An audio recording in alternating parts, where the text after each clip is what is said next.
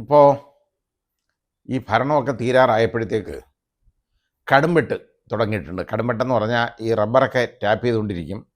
ആ റബ്ബറൊക്കെ വയസ്സായി കഴിഞ്ഞ് അതായത് ടാപ്പ് ചെയ്ത് അതിൻ്റെ ഒരുമാതിരിയൊക്കെ അതിൻ്റെ കാലാവധിയൊക്കെ തീരാറാവുമ്പോഴത്തേക്ക് അതിന് ഈ സ്ലോട്ടർ ടാപ്പിംഗ് കൊടുക്കും. അതിന് നമ്മൾ മലയാളത്തിൽ കടുംവെട്ട് എന്ന് പറയും. അത് കഴിഞ്ഞ് പിന്നെ ആ മരം മുറിച്ച് മാറ്റുക ചെയ്തുകൊണ്ടിരിക്കുന്നത്. അങ്ങനെ ഇപ്പോൾ സ്ലോട്ടർ ടാപ്പിംഗ് തുടങ്ങിയിട്ടുണ്ടെന്ന് പറഞ്ഞു കഴിഞ്ഞാൽ ഇനി അഥവാ ഇനിയിപ്പോൾ അടുത്ത തവണ അധികാരത്തിൽ വന്നില്ലെങ്കിൽ എന്തെങ്കിലും വരണമല്ലോ. അതിന് കഴിയുന്നിടത്തോളം പാർട്ടി സഖാക്കളെയൊക്കെ പല പോസ്റ്റുകളിലും കുത്തിക്കയറ്റണം. അങ്ങനെ ഏതാണ്ട് താൽക്കാലിക നിയമനങ്ങളൊക്കെ ഒരുപാട് ഈ സഹകരണ വകുപ്പിലൊക്കെ നടത്തിയിട്ടുണ്ട്. ആ സഹകരണ വകുപ്പിലൊക്കെ നടത്തിയേക്കുന്ന ഈ താൽക്കാലിക നിയമനങ്ങൾ ഇപ്പം അങ്ങ് സ്ഥിരപ്പെടുത്താനായിട്ട് ഉള്ള ഒരു പരിപാടിയാണ്. പിൻവാതിൽ നിയമനം എന്ന് മലയാളത്തിൽ നമുക്ക് പറയാൻ പറ്റും കേട്ടോ. ഇവിടെ ചെറുപ്പക്കാരൊക്കെ ജോലിയില്ലാതെ എല്ലാവരും നടക്കുകയാണ്. അന്നേരമാണ് ഈ പണിയുന്നത്. ഒന്നും രണ്ടും അല്ല, 1084 പേരെയാണ് സ്ഥിരപ്പെടുത്താനായിട്ടുള്ള മൂവ്മെൻറ്റ്. അത് നിയമവകുപ്പ് സെക്രട്ടറി അതിന് എതിർപ്പ് പറഞ്ഞിട്ടുണ്ട്. നിയമവകുപ്പ് അത് ശരിയല്ല, കൊടുക്കാൻ പാടില്ല എന്ന് പറഞ്ഞിട്ടുണ്ട്. അതേപോലെ തന്നെ സഹകരണ രജിസ്ട്രാർ, കോപ്പറേറ്റീവ് ഡിപ്പാർട്ട്മെൻറ്റ് സെക്രട്ടറി സഹകരണ വകുപ്പിൻ്റെ സെക്രട്ടറി പറഞ്ഞിട്ടുണ്ട് ഇത് കൊടുക്കാൻ പാടില്ല, വലിയ അധിക സാമ്പത്തിക ബാധ്യത ഉണ്ടാവും, അത് ഇന്നത്തെ കാലത്ത് ആ വകുപ്പിന് താങ്ങാൻ പറ്റുന്നതല്ല, അതുകൊണ്ട് അത് ചെയ്യരുത്, കൊടുക്കരുതെന്നൊക്കെ പറഞ്ഞിട്ടുണ്ട്. പക്ഷേ അതെല്ലാം എടുത്ത് തള്ളിക്കൊണ്ട് ആ നിയമന നടപടികളുമായിട്ട് മുന്നോട്ട് പോവുകയാണെന്നാണ് അറിവ്. 1084 പേരെയാണ് സ്ഥിരപ്പെടുത്താൻ പോകുന്നത്.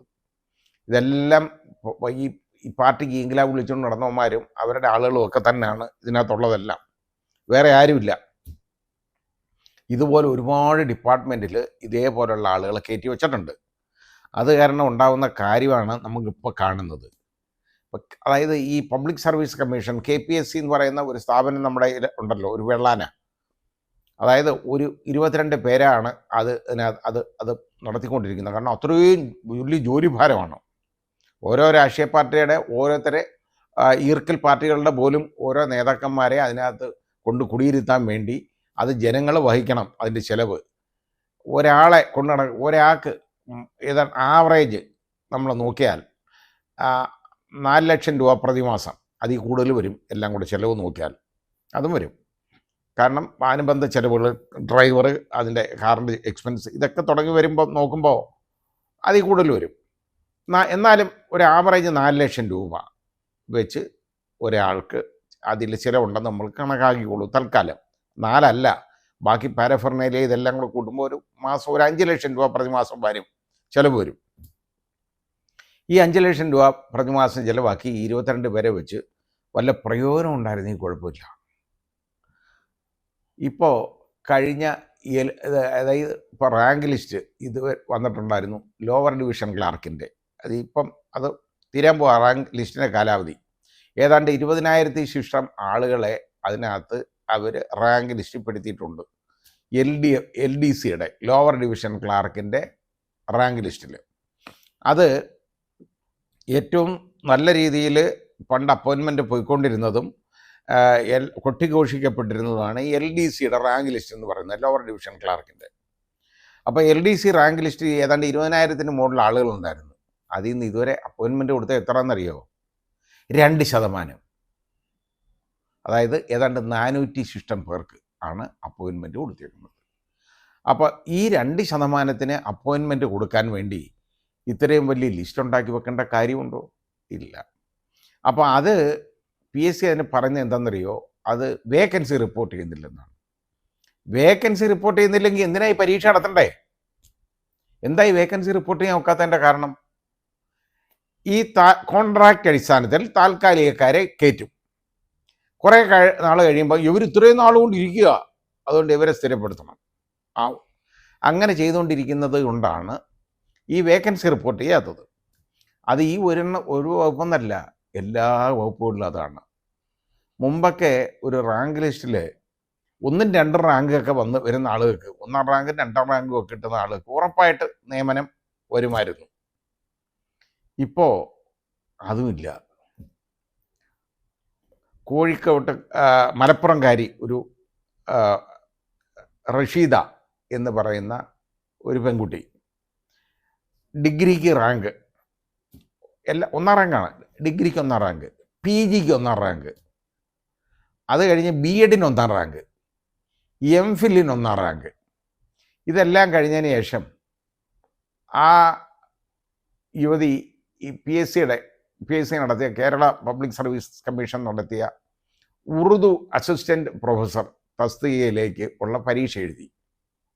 ആ മത്സര പരീക്ഷയിലും ഒന്നാം റാങ്ക് കരസ്ഥമാക്കി. അതിൻ്റെ കാലാവധി ഇപ്പോൾ തീർന്നു. ആ ലിസ്റ്റിൻ്റെ നിയമനം കൊടുത്തില്ല. പിന്നെ എന്തിനിതിങ്ങനെ ചെയ്യണം? എന്തിനാ ഈ വെള്ളാനെ വെച്ചുകൊണ്ടിരിക്കുന്ന ഈ സ്ഥാപനത്തിന്? നിങ്ങളങ്ങ് പിൻവാതിൽ നിയമനം നടത്തിക്കോളൂ.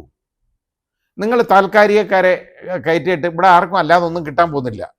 ഈ റാങ്ക് ലിസ്റ്റിനകത്ത് പെടുത്തിയിട്ട് അതിൻ്റെ പുറയിൽ കേസും വഴക്കമായിട്ട് നടക്കുന്ന എത്രയോ റാങ്ക് ലിസ്റ്റുകാരെ എനിക്കറിയാം.